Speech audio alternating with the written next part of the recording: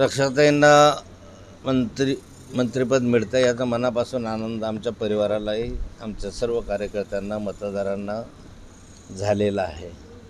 आणि 3 टर्म, आता 3 टर्मसाठी रक्षाताई या ठिकाणी निवडून आल्या आहे. या 3 टर्ममध्ये त्यांनी अत्यंत चांगलं काम 2 टर्ममध्ये केलेलं आहे. 3री टर्म पण त्यांच्या मंत्रिपदाची चांगले जाईल.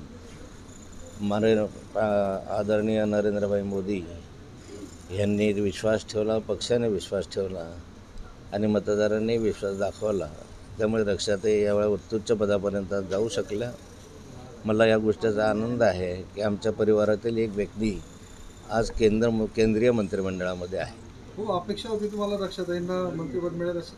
निश्चित मला खात्री होती की रक्षाताईंना मंत्रिमंडळामध्ये स्थान मिळेल.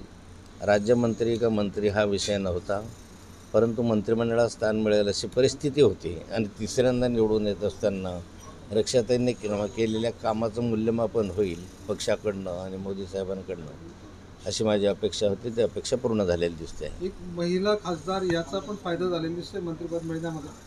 निश्चित रक्षाताई एक महिला खासदार आहे, OBC आहे आणि आपल्या या उत्तर महाराष्ट्रामध्ये निवडून आलेल्या त्या पहिल्या OBC महिला खासदार आहेत.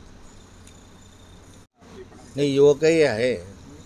रक्षाताई ह्या 36व्या वर्षी 3ऱ्यांदा निवडून आल्या आणि 36व्या वर्षी 3ऱ्यांदा निवडून मंत्रिमंडळामध्ये त्यांनी स्थान मिळवलं.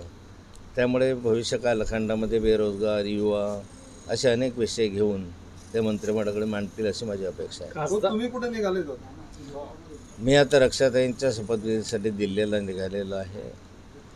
खाजगी विमानाने मी दिल्लीला निघालो आहे. आमच्या परिवारासहित निघालेलं आहे.